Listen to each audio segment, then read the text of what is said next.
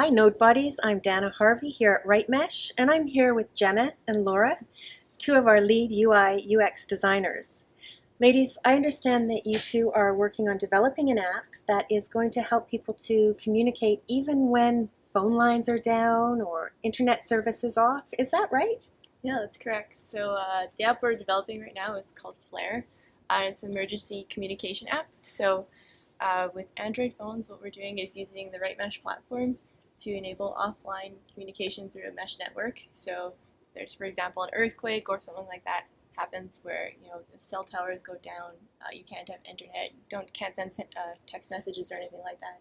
You can use our app to send messages to people around you, and that'll help a lot with communication for relief efforts and all the things that entail an emergency scenario. So that sounds really relevant for right now in our world with the increase in extreme weather conditions we seem to be having and natural disasters. Did that lead into you wanting to develop this app? Definitely. So in the aftermath of the many hurricanes all over the world right now, Puerto Rico having not had power for a month now, the earthquakes in Mexico, it really inspired us to start designing this app for those people. There's such a need for it for people who don't have power or cell reception to communicate with each other, to get in touch with loved ones, and to even reach out to strangers for help. Absolutely. So this app is going to allow your smartphone to communicate with other smartphones without any ISP in between. How does that work?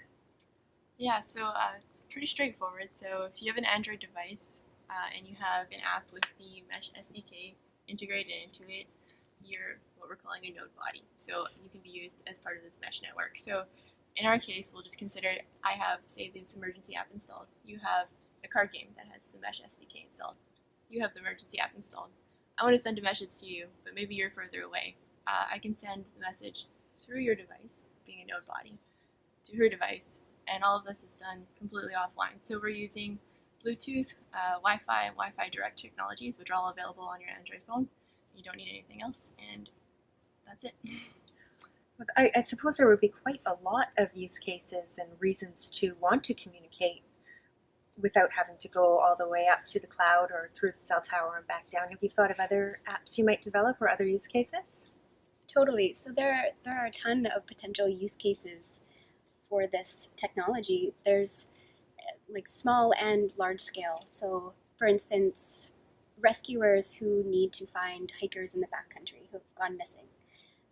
People who are commuting to work on the subway or on an airplane and they don't have cell service.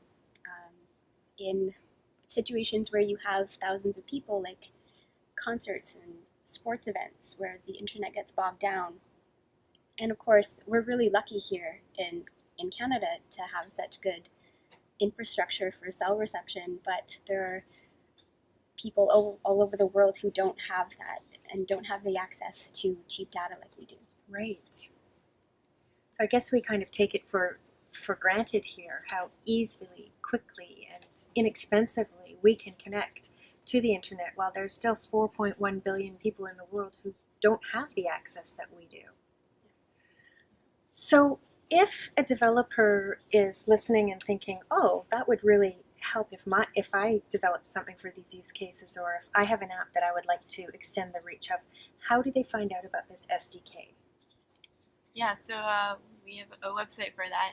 I think it's important to consider, how you're going to use this in your app, right? So one thing you can look at is your app local or good for a local case? So you just talked about conferences, places where there's a lot of people in a small area, a subway. There's no reason to bog down the system in a case like that where you're sending a message from your phone to a tower, across the internet to some server somewhere back to another device. We can just send that device to device, and it's a lot more efficient. There's also cases where you could think about this like 4.1 billion. That's a crazy number, right? Like that's a whole new market for app users. There's no reason why you shouldn't be reaching out to those people, trying to get them to use your app too.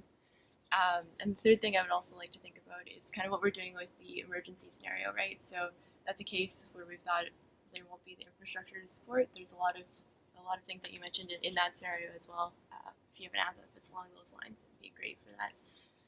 You can find all that information on the developer website that we have right now. Excellent. Okay, so the SDK can be used to mesh enable new apps. Can it also be used to retrofit existing apps to extend the reach to that 4.1 billion people that aren't connected? Yeah, so it's good for any Android app right now. So because it's just a couple of lines of code to integrate an SDK into your application. So that can be an existing app or a new app if you have got a great new idea or problem to solve. Because we all know there's lots of those out in the world. So Wow.